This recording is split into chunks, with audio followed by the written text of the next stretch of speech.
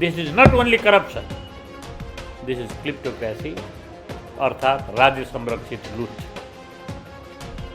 के गर्थ्यो भनेदेखि चाहिँ नि यसरी रिटायर भएका यहाँ छौ महत्त्वपूर्ण कुरो छ, रिटायर कर्मचारीलाई आफ्नै विभाग अन्तर्गत रिटायर भएका पदाधिकारी साथीहरूलाई चाहिँ नि त्यो कन्ट्र्याक्ट काम दिने।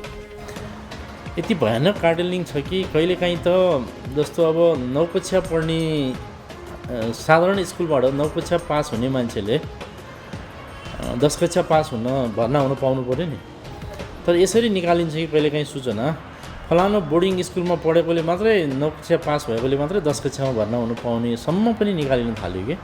हाम्रा नेपाली आयोजना प्रमुख जो हुनुहुन्छ उहाँहरू दोस्रो दर्जाको नागरिक हुनुहुन्छ, जुन विदेशी परामर्शदातालाई नै सर्वेसर्वा मान्नुहुन्छ उहाँहरूले।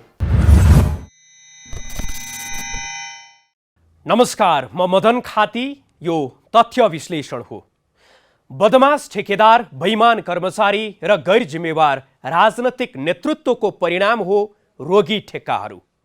8 विभाग तथा निकाय अन्तर्गत 2076 पुससम्म रु 86 अर्ब 44 करोड सम्झौता रकमका 1202 आयोजना अधुरो रहेका छन्, जसमा सबैभन्दा बढी सडक विभाग अन्तर्गतका 701 ठेक्का अधुरो रहेको देखिन्छ। निर्माण कार्यको पर्याप्त अनुगमन नहुनु र जिम्मेवारी पूरा नगर्ने निर्माण व्यवसायीलाई खरिद सम्झौताका शर्त अनुरूप कारवाही नगर्नुको कारण नै निर्माण अधुरा भएका हुन्, जसको कारण एकातिर जनताले शास्ति बेहोर्नुपर्छ भने अर्कोतिर आयोजनाको समय पनि बढिरहेको छ, जसको कारण राज्यले पनि अर्बौंको नोक्सानी बेहोरिरहेको छ। आजको अङ्कमा हामी समयमै निर्माण पूरा नगर्ने निर्माण कम्पनी, नियमनकारी निकायको उदासीनता सहित उपस्थित भएका छौँ। निर्माण व्यवसायी र राजनैतिक नेतृत्वको साँठगाँठको विश्लेषण आजको अङ्कमा गर्नेछौँ। सुरुमा समयमा काम नगर्ने निर्माण कम्पनी को हुन् त चिनिराखौँ।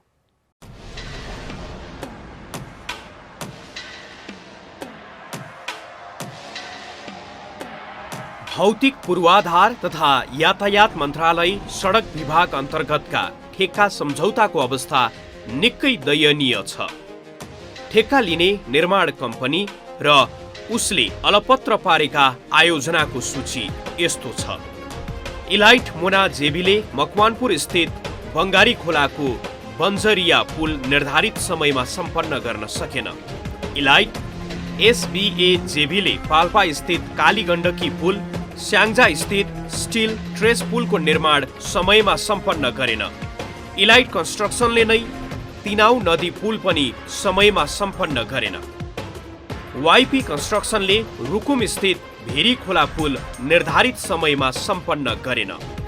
गलवा रफिना जेबीले कालीगण्डकी करिडोर बेनी जोमसोम कोरोला सडक योजना अन्तर्गतको कागबेनी खोला पुल निर्धारित समयमा सम्पन्न गरेन। हिमढुङ्गा एन्ड ठोकरा नमिता जेबीले युनाइटेड सिमेन्ट उद्योग पहुँच मार्ग समयमा सम्पन्न गरेन। मृत सञ्जीवनी निर्माण सेवाले रौतहट स्थित झाज नदी पुल, राजपुर तुलसी सडक, त्यस्तै रोल्पामा झर्ने खोला पुल सहित मार्ग समयमा पूरा गरेन।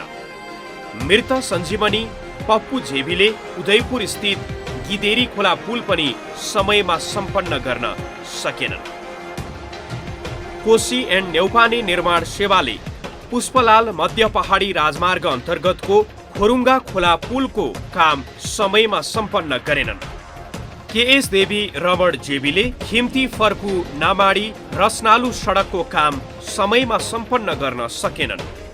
बीटी सुनकोशी वर्ल्ड वाइड जेबीले चावहिल जोरपाटी साकु सडकको विस्तार समयमा सम्पन्न गरेनन्। शर्मा थेगिम नागार्जुन जेबीले कञ्चनपुर स्थित दोदा पुलको काम समयमा सम्पन्न गरेनन्। कान्छाराम एनबी जेबीले उत्तर दक्षिण कोशी सडक आयोजनाको काम र टुटे देउराली मुडे शनिश्चरे मामलिङ्ग चैनपुर खण्डको काम समयमा सम्पन्न गरेनन्। सीमाञ्चल गौरी पार्वती सुनौला खिम्ती जेबीले दोलाखा स्थित लामु साँगु तामाकोशी जिरी सडकको काम समयमा सम्पन्न गरेनन्। सकिल हैदर, शङ्कर माली, सुनौला खिम्ती जेबीले मुडे चरीकोट सडकको काम समयमा सम्पन्न गरेनन्। सुनौलो खिम्ती कन्स्ट्रक्सनले सिन्धुली सडक खण्डको काम पनि समयमा सम्पन्न गरेन। महादेव खिम्ती निर्माण सेवाले खोटाङ जिल्ला स्थित सडक निर्माण कार्य अलपत्र पार्यो। वज्र गुरु निर्माण खानी जेबीले चाबहिल जोरपाटी साँखु सडक विस्तारको काम समयमा सम्पन्न गरेन। सिरुवा कन्स्ट्रक्सनले कास्की स्थित मादी नदी पुल, विजयपुर खोला पुलको काम समयमा सम्पन्न गरेन। सिरुवा नेपाल जेबीले रजहर फारम बारकोल सडक अन्तर्गतको बगाहा पुलको काम समयमा सम्पन्न गरेन। रायमाझी नेपाल प्रगति लोकवीर एन्ड बेताली जेबीले सिराहा स्थित मैनाबत्ती खोला पुल समयमा सम्पन्न गरेन। कन्काई प्रगति नेपाल जेबीले कालीकोट स्थित स्टिल ट्रस पुल पनि समयमा सम्पन्न गरेन। स्वच्छन्द निर्माण सेवाले तेह्रथुम स्थित तमोर नदीको पुलको काम समयमा सम्पन्न गरेन। त्यस्तै सङ्खुवा सभा भोजपुर स्थित अरुण नदी पुलको काम पनि समयमा सम्पन्न गरेन। नीलगिरी निर्माण सेवाले सप्तरी स्थित मुतनी खोला पुलको काम र सुमरी खोला पुलको काम समयमा सम्पन्न गरेन। अजम्बर शिवराम जेबीले रौतहटको स्वास्थ्य चौकीको भवनको काम समयमा सम्पन्न गरेन। प्रकाश आश्रय निर्माण सेवा जेबीले सप्तरी स्थित घोडदह खोला पुलको काम समयमा सम्पन्न गरेन। लुम्बिनी राजेन्द्र कुमार श्रेष्ठ जेबीले दोदा नदी पुलको काम, कञ्चनपुर स्थित देखत भुली पर्सिया सडकको काम समयमा सम्पन्न गरेनन्। रोशन कन्स्ट्रक्सनले सर्लाहीको बैरिया रामनगर बहुअरुवा खैरुवा सडकको काम समयमा सम्पन्न गरेनन्। भैरव कन्स्ट्रक्सनले सर्लाही स्थित धनकौल पुलको काम समयमा सम्पन्न गरेन। सपना सैलुङ जेबीले रुकुममा पुलको निर्माण बीचमै अलपत्र पार्यो। सपना एपेक्स जेबीले सर्लाही स्थित पुरानो मनुस्मारा नदी पुलको काम, धनकौल हकथवा सडकको काम पनि समयमा सम्पन्न गरेन। सबोधरा प्रेन्डस श्रेष्ठ जेबीले घट्टे खोला पुलको काम समयमा सम्पन्न गरेन। सिरपाली निर्माण सेवाले उत्तर दक्षिण सडक योजना अन्तर्गत सडक निर्माणको कार्य समयमा सम्पन्न गरेन। श्री राम जानकी निर्माण सेवाले बेलौती खोला पुलको काम समयमा सम्पन्न गरेन।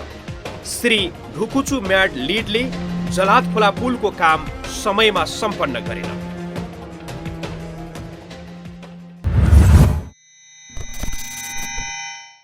कुनै पनि आयोजना निर्माण व्यवसायको गल्तीले मात्रै समयमा पुरा नहुने होइन, त्यसका लागि नियमनकारी निकायको उदासीनता पनि उत्तिकै जिम्मेवार हुन्छ। सरकारका कुन कुन निकाय हुन् जस अन्तर्गतका आयोजना अहिले पनि अधुरा छन्? यो रिपोर्ट हेरौँ।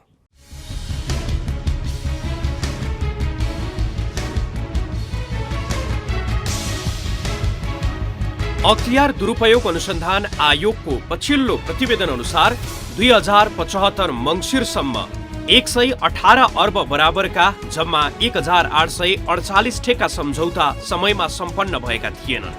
1848 अधुरा ठेक्का सम्झौता मध्ये 1032 ठेक्का सम्झौता विभिन्न मितिमा सम्झौता बमोजिम निर्माण कार्य सम्पन्न गर्नुपर्ने म्याद समाप्त भएकोमा म्याद थप सम्बन्धी निर्णय समेत भएको अवस्था छैन।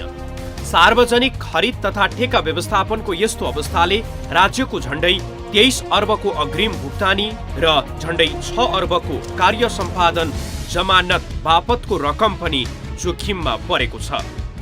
अख्तियार दुरुपयोग अनुसन्धान आयोगको पछिल्लो तथ्याङ्क भन्छ सबैभन्दा बढी अधुरा ठेक्का सडक विभाग अन्तर्गत छन्।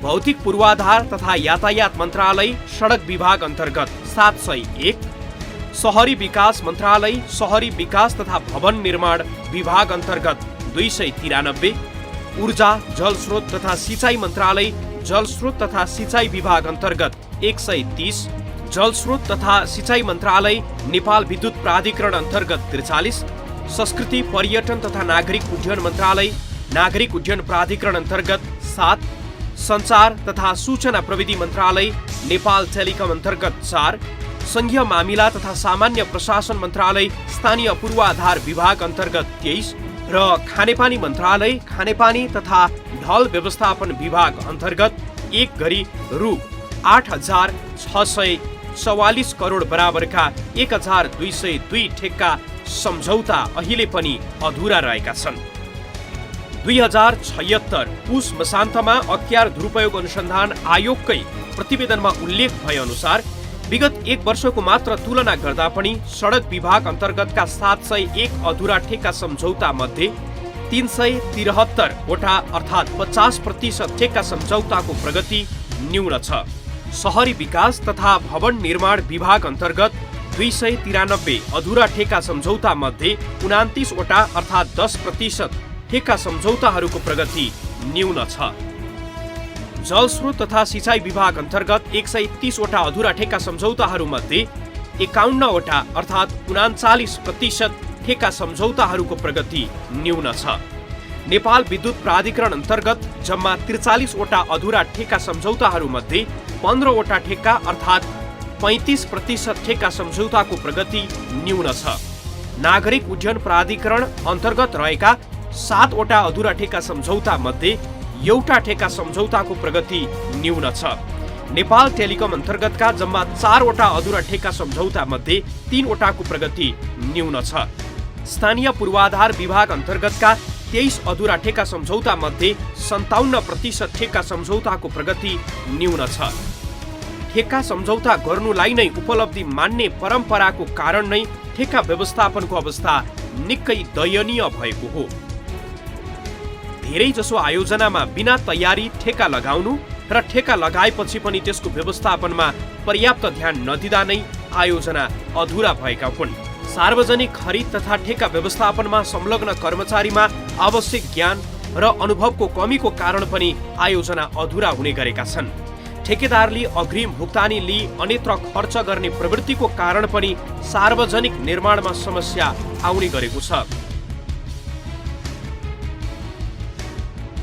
आयोजना समयमै पूरा नहुनुको कारण ठेकेदारको बदमासी मात्र होइन, सार्वजनिक निकायले पर्याप्त काम गर्दा पनि भुक्तानी रोक्ने, निर्माण कार्य गर्दा सार्वजनिक निकायले स्थलगत रूपमा स्पष्ट निर्देशन नदिने, समय समयमा स्थलगत अनुगमन नै नगर्ने गरेको गुनासो पनि आउने गरेको छ। सडक विस्तारको विषय त अदालतसम्म पुग्ने र सार्वजनिक निकायले पर्याप्त प्रमाण प्रस्तुत गर्नमा विलम्ब गर्दा पनि आयोजना समयमा सम्पन्न हुन सकिरहेका छैनन्।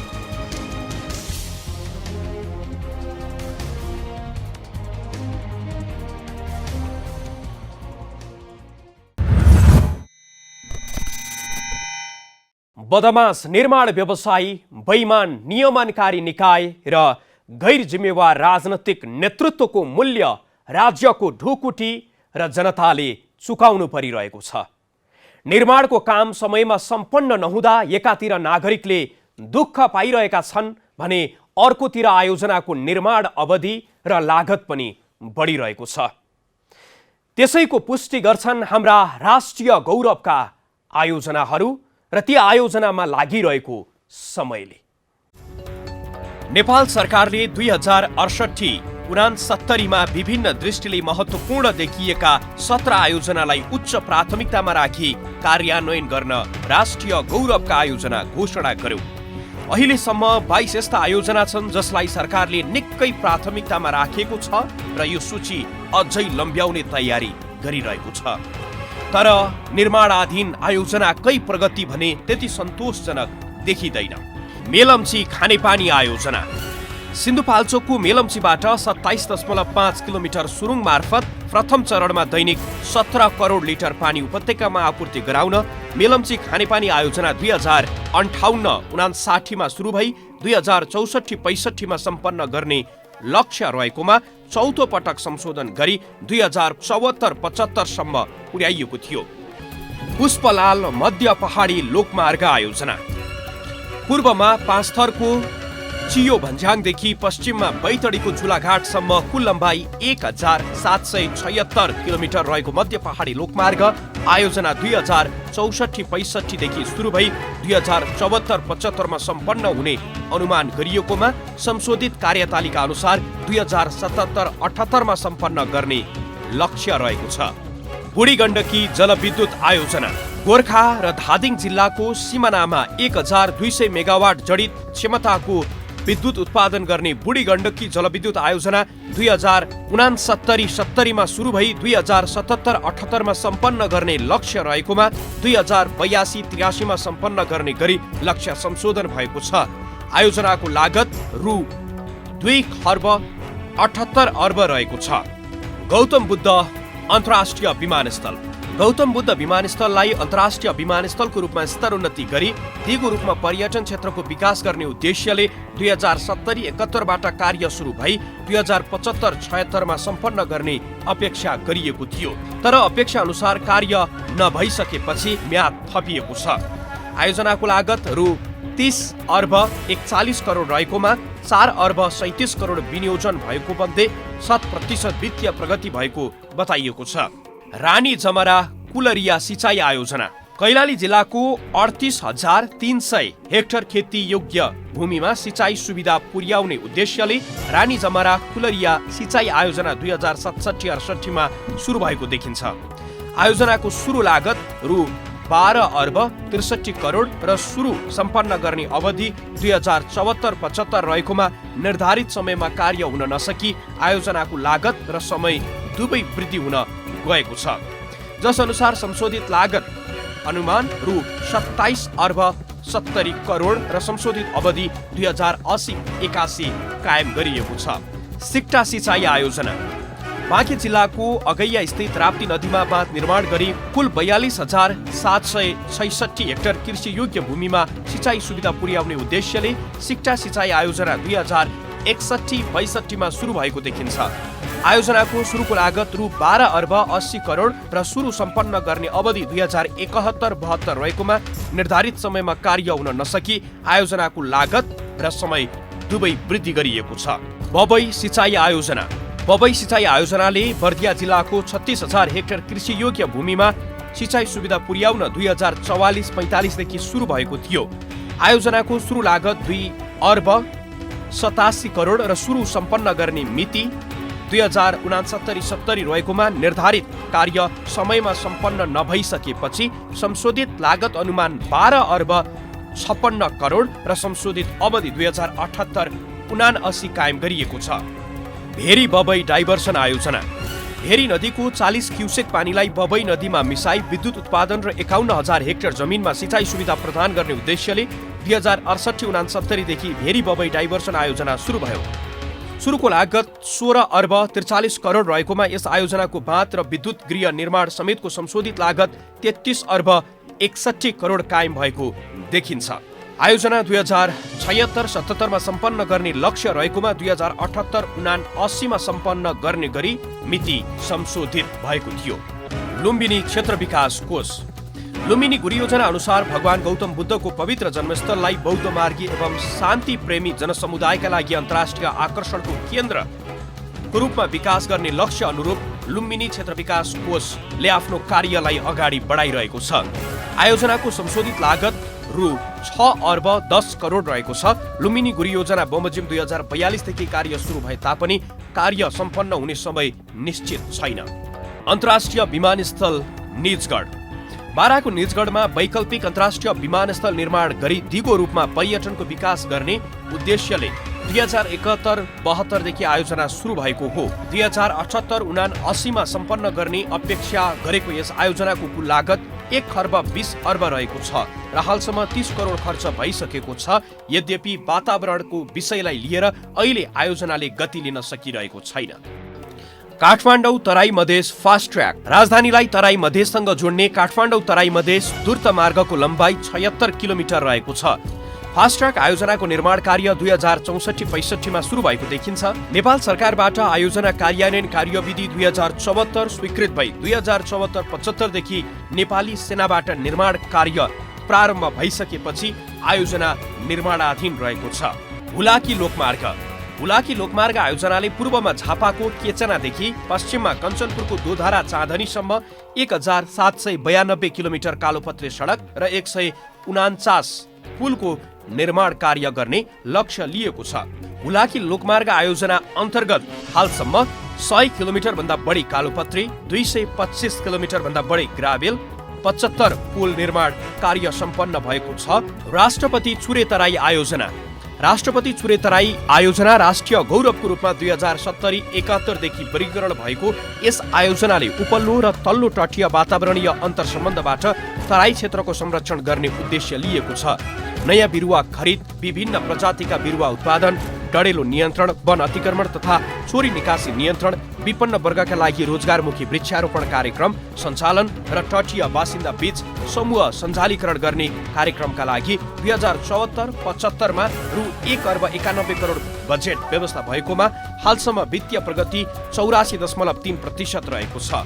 गल्छी, त्रिशुली, मैलुङ, स्याफ्रुबेसी, रसुवागढी सडक राष्ट्रिय गौरव। धादिङ जिल्लाको गल्छीदेखि रसुवा जिल्लाको रसुवागढीसम्म 82 किलोमिटर मध्ये 19 किमी ट्र्याक खोलिएको छ। 16 किलोमिटरमा चीन सरकारबाट निर्माण कार्य भइरहेको छ भने 3.5 किलोमिटरमा कालोपत्रे भएको छ। राष्ट्रिय गौरवका आयोजनालाई सरकारले निकै प्राथमिकतामा राखेको बताए पनि विभिन्न समस्याको कारण अहिले पनि राष्ट्रिय गौरवका आयोजना अपेक्षा अनुसार अगाडि बढ्न सकिरहेका छैनन्।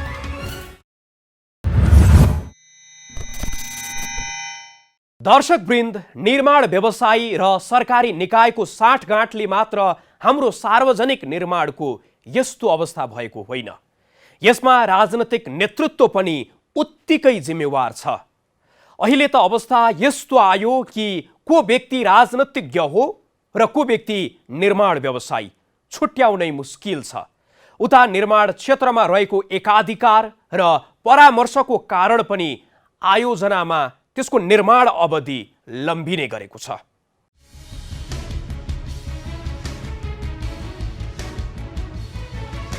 कुनै पनि आयोजना अलपत्र पर्नुमा ठेकेदार मात्र दोषी हुँदैन। अलपत्र आयोजनाको कारण बदमाश ठेकेदार, बैमान नेता र गैर जिम्मेवार कर्मचारी हुन्। यिनै तीन पक्षको संयुक्त बदमाशीको परिणाम हो अस्तव्यस्त ठेक्का सम्झौता। कर्मचारी र ठेकेदारको मिलोमतोमा हुने ठेक्का सम्झौतालाई प्राप्त हुने राजनीतिक संरक्षणकै कारण रोगी आयोजनाको सङ्ख्यामा उल्लेख्य कमी आउन सकेको छैन।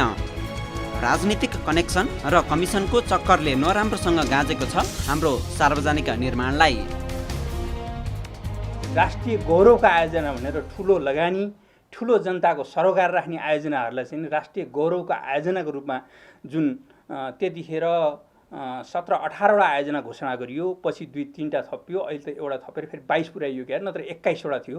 यी आयोजनाहरू सबै नै अहिले यतिखेर मैले हेर्दा समग्र रूपमा अब 2-3टा आयोजना अन्तिम चरणमा पुगेका पनि त्यो गरेर बसिया छ, जुन सम्पन्न हुन सकेका छैन। र अधिकांश आयोजनाहरू अब पूर्वनिर्धारित अवधिमा दोब्बर अवधि भइसकेका, लागत रकम दोब्बर भइसकेको र अब सम्पन्न हुन चाहिँ नि बडा कठिन स्थितिमा रहेको छ। जस्तै लागत रकम दोब्बरको रूपमा म भन्छु, अप्पर तामाकोशी सुरुमा इस्टिमेट 35 अर्बको थियो, 5 वर्षमा सम्पन्न हुने भनेको थियो। अहिले 75 अर्बभन्दा बढी भुक्तानी हुने स्थिति र 10 वर्ष हुने भनेपछि सुरु लागत अनुमानको 10 भनौँ न 100% भन्दा माथि गइसक्यो। भनेपछि आयोजनाले किन यो दिन सकेन? त्यसै गरी अब राष्ट्रिय गौरवकै उसका रूपमा लिएको लुम्बिनी विकास कोष आज करिब 35 वर्ष हुन लाग्यो। लुम्बिनी विकास कोष गठन हुनुभन्दा अगाडि लुम्बिनी विकास समिति भन्ने थियो, 10-12 वर्ष अगाडि त समितिकै रूपमा सञ्चालन भयो। त्यसपछि 35 वर्ष हुँदा पनि लुम्बिनी विकास कोषको चाहिँ नि जुन काम कारबाही चाहिँ नि 5-6 महिना अगाडिको कार्य प्रगति नेपाल सरकारले योजना आयोगले 82% भनेको छ। ठेकेदारको पहुँच कहाँसम्म छैन। प्रभावशाली नेताका घरबेटी भएकै कारण शारदा प्रसाद अधिकारीले प्राप्त जिम्मेवारी निर्वाह नगर्दा पनि नयाँ ठेक्का पाइरहेका छन्। प्रतिनिधि सभामै आधा दर्जन ठेकेदारको उपस्थिति छ। प्रदेशसभा र स्थानीय तहमा पनि ठेकेदारको उपस्थिति राम्रै छ। हिमाली निर्माण सेवा निर्माणका सञ्चालक धनबहादुर बुढा, लामा कन्स्ट्रक्सनका प्रबन्ध निर्देशक जीप छिरिङ लामा, हिमढुङ एन्ड थोकर कम्पनीका अध्यक्ष बहादुर सिंह लामा, जसको कम्पनीले युनाइटेड सिमेन्ट उद्योग पहुँच मार्ग समयमा सम्पन्न गरेको छैन, पप्पू कन्स्ट्रक्सनका सञ्चालक हरिनारायण रौनियर, जसको कम्पनीलाई नै कालो सूचीमा राखिएको छ, रसुवा कन्स्ट्रक्सनका मोहन आचार्य र अमित बिल्डर्सका प्रेम सुलाचन पनि प्रतिनिधि सभामा छन्। राजनीतिक नेतृत्व र ठेकेदारको बदमासी एकातिर छ भने परामर्शदात्री निकायको भूमिकाले पनि निर्माणमा विलम्ब हुने गरेको छ। स्मरणीय के रहोस् भने एडिबी आयोजना अन्तर्गत 14वटा आयोजनाहरू छ। ती चाहिँ नि सन् 2017-18मा चाहिँ तिनीहरूको म्याद सकियो। 14वटा आयोजना एडिबीको म्याद थपिएका 14वटा, त्यो धेरै छ आयोजना त, अब 100औं आयोजना छ। 14वटा चाहिँ नि म्याद सकियो। म्याद थपिएपछि म्याद चाहिँ नि थप्नको लागि चाहिँ नि यो अलि अगाडि 5-7 महिना अगाडि कारबाहीमा गयो होइन। अब त्यहाँ के छ भन्नु होला भनेदेखि चाहिँ नि परामर्शदाताहरूको हाबी हुन्छन् त्यहाँ त्यस्ता आयोजनामा। हाम्रा नेपाली आयोजना प्रमुख जो हुनुहुन्छ उहाँहरू दोस्रो दर्जाको नागरिक हुनुहुन्छ, जुन विदेशी परामर्शदातालाई नै सर्वेसर्वा मान्नुहुन्छ उहाँहरूले। त्यो सिस्टमै त्यसरी ल्याइदिएको छ हाम्रो एउटा राजनीतिक उसले र हामीले मानिआयौँ र त्यसरी चाहिँ नि परामर्शदाताहरू पहिलो दर्जाको हुने हाम्रो आयोजना प्रमुख परामर्शदाताको सहायकको रूपमा काम गर्ने। अनि ती विदेशी परामर्शदाता राख्नको लागि चाहिँ नि एउटा नर्म्स मापदण्ड उनीहरूको काम कारबाहीको सम्बन्धमा छैन अहिलेसम्म।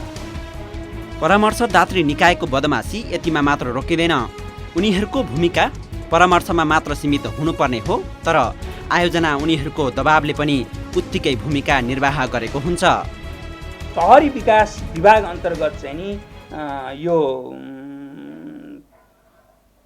अघिल्लो वर्ष चाहिँ नि 114 जना परामर्श लिएछ सहरी विकास मन्त्रालयले।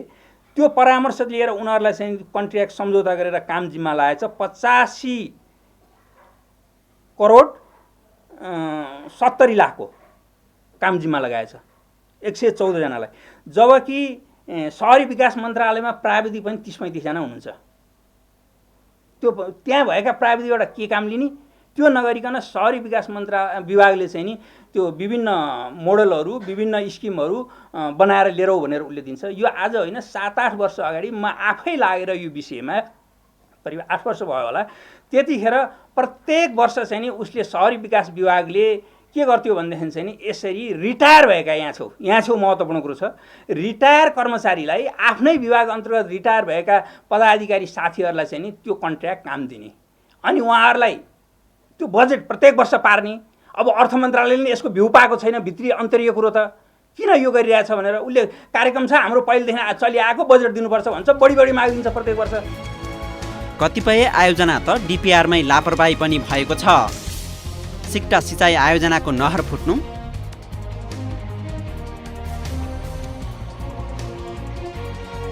मेलम्ची खानेपानीको मुहानमा समस्या आउनु त्यसका केही उदाहरण हुन्। कस्तो विडम्बना, कहिले एकातिरको डिजाइनमा अर्कोतिर काम गरिन्छ त कहिले पहुँचका भरमा बजेट रकमान्तर। बोल्न सक्ने र उसका चाहिँ नि जुनसुकै किसिमले बजेटहरू त्यहाँ थुप्रेर जाने, पछि रकमान्तर गरेर प्रत्येक वर्ष भनौँ न यही साल अहिले सार्वजनिक भएको जुन प्रतिवेदन अनुसार त कति 3 खर्ब चाहिँ नि बजेट रकमान्तर गरिएको छ। भनेपछि यसरी पहिला बजेटको प्रारूप अनुसार बजेट नआउने, बजेट कार्यान्वयनमा नल्याउने, त्यसका चाहिँ नि बजेटका सिद्धान्त परिपालन नहुने, पछि आएर स्वाठे चाहिँ नि अनि पहुँचका आधारमा नेतृत्वको आधारमा अनि बोलवालाको आधारमा चाहिँ रकम लगाउने। उता निर्माण क्षेत्रमा केही निर्माण व्यवसायीको एकाधिकारले पनि समस्या निम्त्याउने गरेको छ। कर्मचारीसँगको मिलेमतो र राजनीतिक संरक्षणको आडमा आफ्नो क्षमताभन्दा बढी ठेक्का लिने र अलपत्र पार्ने कार्य पनि गलत प्रवृत्तिको रूपमा विकास हुँदै आएको छ। केही मान्छे मात्रै त्यो भित्र रहने, त्योभन्दा बाहिरको मान्छेहरूलाई एक्सेस नदिने भनौँ, आउन नदिने, र जुनसुकै सेक्टरमा पनि, र यो निर्माण सेक्टरमा पनि एक किसिमको कार्टेलिङ छ नै।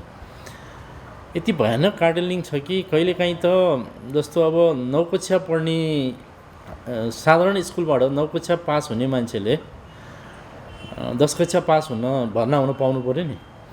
तर यसरी निकालिन्छ कि कहिलेकाहीँ सूचना फलानु बोर्डिङ स्कुलमा पढेकोले मात्रै 9 कक्षा पास भएकोले मात्रै 10 कक्षामा भर्ना हुनु पाउने सम्म पनि निकालिन थाल्यो कि। यस्तो भयावह स्थितिले चाहिँ सेन्डिकेट हुँदैछ।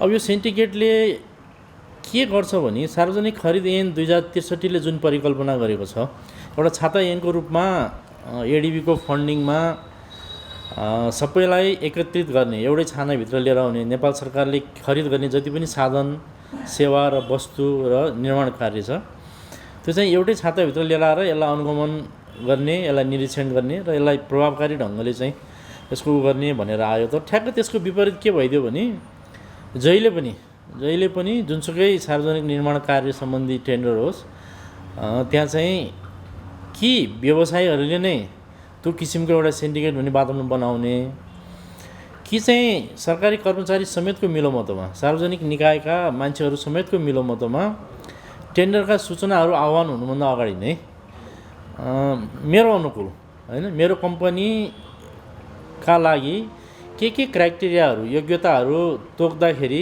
म मात्रै त्यसमा चाहिँ इलिजिबल हुन्छु अथवा म जस्तै 1-2 जना मैले भनेको मान्ने 1-2 जना इलिजिबल हुन्छन् त्यो ढङ्गले सूचना प्रकाशित गर्ने र अन्तिमसम्म खरिद सम्झौतासम्म त्यसलाई कायम गर्ने जुन एउटा प्रक्रिया छ सार्वजनिक खरिद कार्य त्यो पनि निर्माणमा र यो किसिमको सिन्डिकेट चाहिँ छ। एकाधिकारले एकातिर स्वच्छ प्रतिस्पर्धालाई घाँटी निमोट्ने काम गरिरहेको छ भने अर्कातिर अधुरा आयोजना पनि बढाइरहेको छ। निर्माण व्यवस्थापन विज्ञ भन्छन् निर्माण व्यवसायी व्यावसायिक, नियमनकारी निकाय इमान्दार र राजनीतिक नेतृत्व जिम्मेवार भए मात्र सार्वजनिक निर्माण गुणस्तरीय हुन्छ। नम्बर 1 हामी योजना बनाऊ हरेक विभाग मन्त्रालयको कि यो पञ्चवर्षीय योजनाभित्र पञ्चवर्षीय योजनाले फ्रेम गरेको विकास निर्माणका जति कामहरू हुन् ती मेरो मन्त्रालय मेरो विभागभित्र कति परेका छन् त्यो परेको आधारमा 5 वर्षको योजना बनाऊ।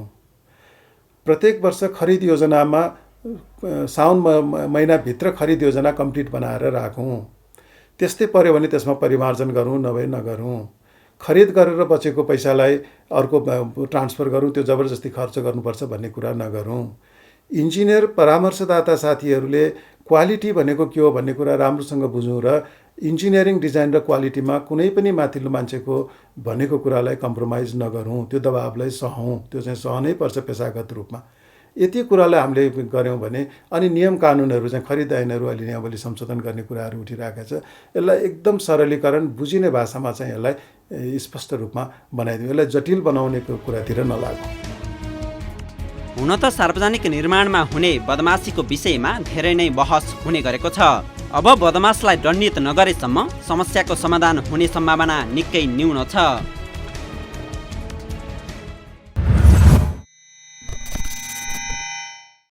नेता र निर्माण व्यवसायी बीचको अपवित्र सम्बन्धको कारण नै सरकारले पनि सार्वजनिक निर्माणमा रहेका छिद्रहरूलाई पूर्ण नसकेको हो। निर्माण व्यवसायीको नीति निर्माण गर्ने निकायमा दबदबा छ नै, साथमा उनीहरूलाई नियमन गर्ने निकायमा पनि उनीहरूकै बोलवाला छ।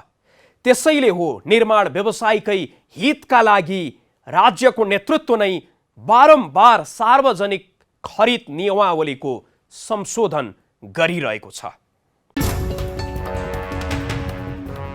केपी ओली नेतृत्वमा सरकार गठन भएपछि सरकार र नागरिकको संयुक्त आकांक्षा थियो पूर्वाधार निर्माणमा तीव्रता। प्रधानमन्त्रीको पटक पटकको निर्देशन होस् वा गृहमन्त्री रामबहादुर थापाको कारवाही अभियान, जनतामा छुट्टै आशा पलाएको थियो अब निर्माणमा विलम्ब हुने छैन। विलम्ब गर्ने ठेकेदार होस् वा कर्मचारी संयन्त्रकै व्यक्ति, सरकार उनीहरूप्रति कठोर हुँदैछ। तर जनताको यो आशा धेरै समय टिक्नै पाएन। जब सरकार नै ठेकेदारको ठगीको संरक्षक भयो, जनतामा जागेको आशा यति बेला निराशामा परिणत भइसकेको छ। किनकि सरकारका पछिल्ला निर्णयले सरकार पनि ठेकेदारकै स्वार्थ पूर्तिमा लागेको प्रष्ट हुन्छ र त्यसकै गतिलो उदाहरण हो सार्वजनिक खरिद नियमावलीको पटक पटकको संशोधन। आखिर सरकार किन यसरी पटक पटक नियमावलीको संशोधन गरिरहेको छ त? निर्वाचन खर्चको अपारदर्शिता,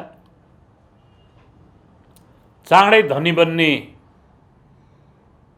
लोभ र धनी बनिसकेपछि सत्ता र शक्तिमा हालिमुहाली गर्ने सोच र त्यो सत्ता र शक्तिबाट बाहिर निक्लिनुपर्छ कि भन्ने डर, भनेपछि सत्ता र शक्तिमा हुँदै अलिकति लिइहालौँ भन्ने हिसाब र जहाँ निर्वाचनको स्वच्छतामा प्रश्न उठ्न थालेको छ त्यसले विश्वसनीय नेतृत्व दिँदैन।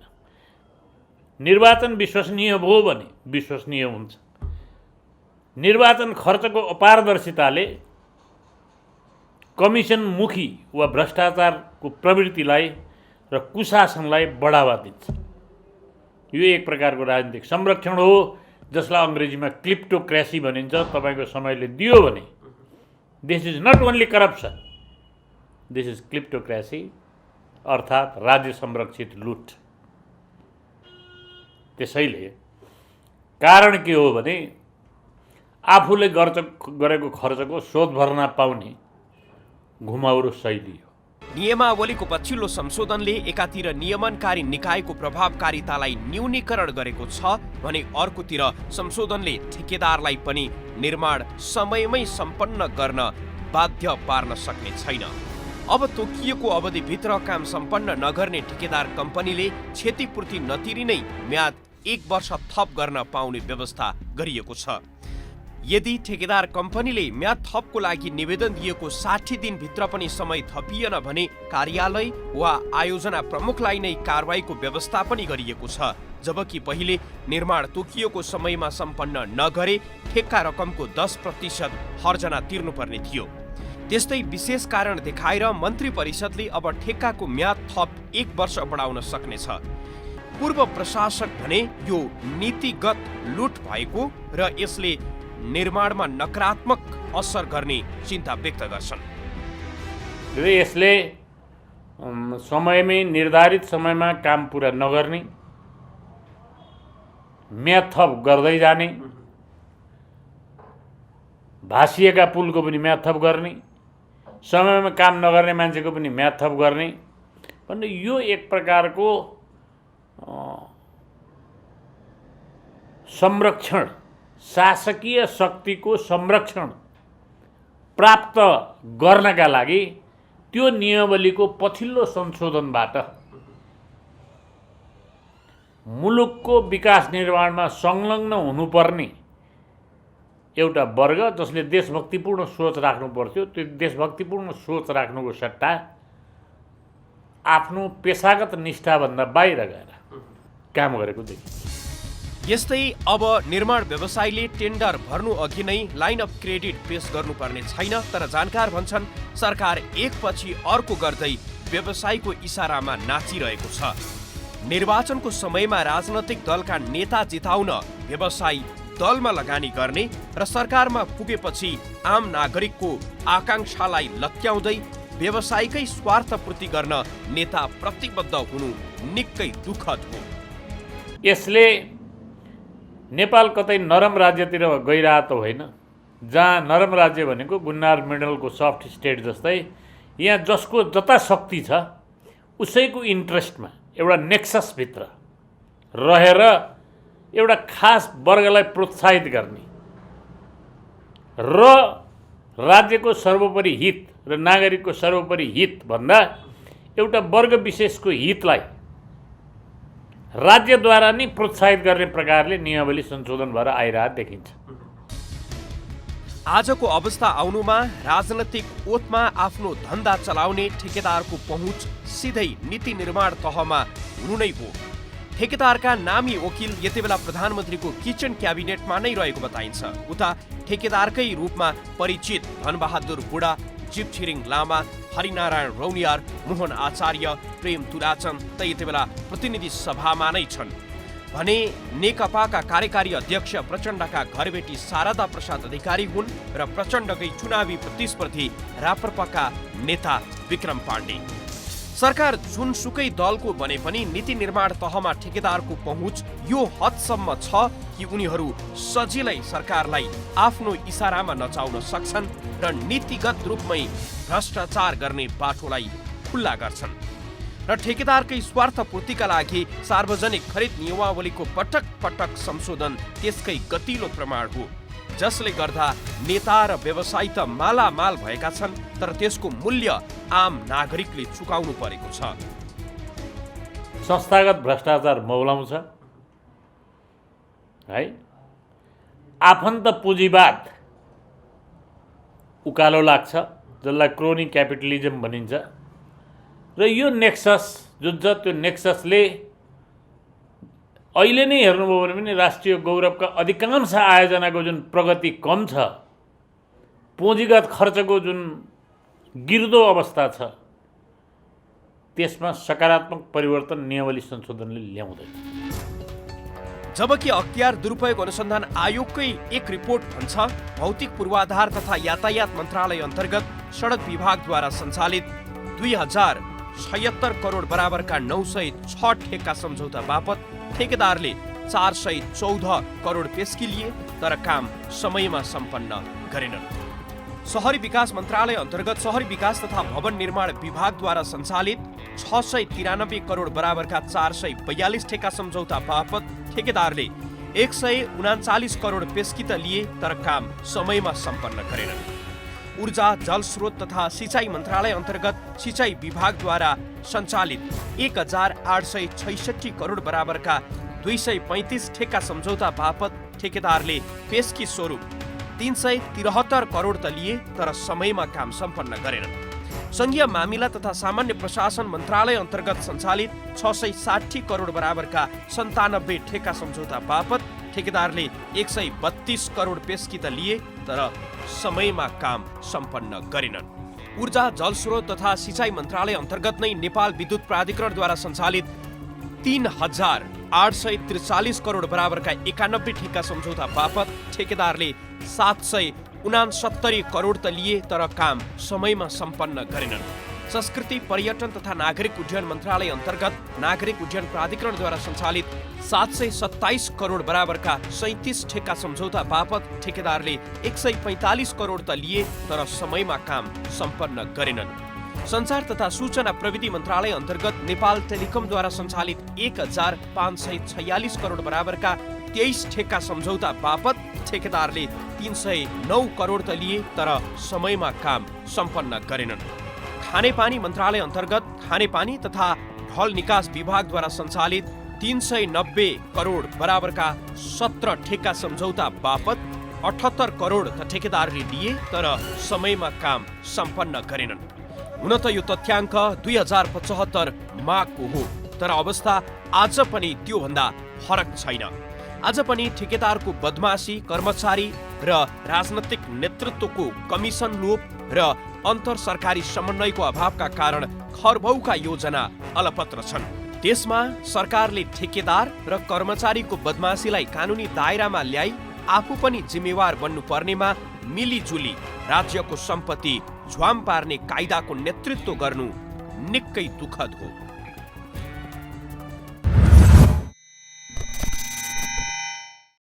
हवस् त आजको तथ्य विश्लेषणलाई निर्धारित समय सकिएको छ। अर्को अङ्कमा अर्को कुनै विषयको विश्लेषण सहित उपस्थित हुनेछौँ। जनताद्वारा जनताका लागि प्रसारित जनता टेलिभिजन हेरिरहनुहोस्। नमस्कार।